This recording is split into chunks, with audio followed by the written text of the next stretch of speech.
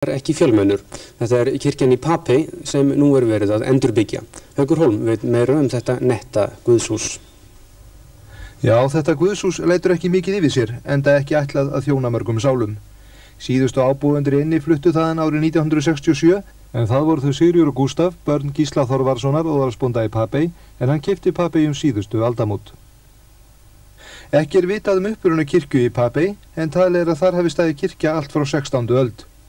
Heimildir greina frá því að árið 1807 hafið Þorsteinn Melstein hafið endurbyggingu kirkjunar en í einni ferð hans út í Papey með efni við fórstbáturinn með 5 manns og þar með lauk endurbyggingunni í það skiptið. Síðast var unnið endurbótum á kirkjunni árið 1904. Faðir okkar byggðana 1904, endurbyggðana.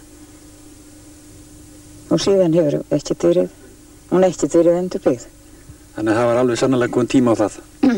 Já. Svona sömu leyti. Var hann orðinn illa farinn? Já, svona frekar, ekkert mjög. Hún var svona frekar illa farinn, svona innviður í henni.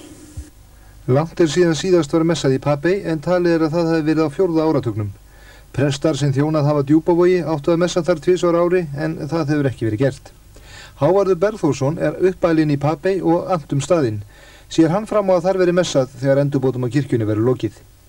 Ég til það nú bara sjálfsagðan hlut, gera það. Mun þú mæta hér messum?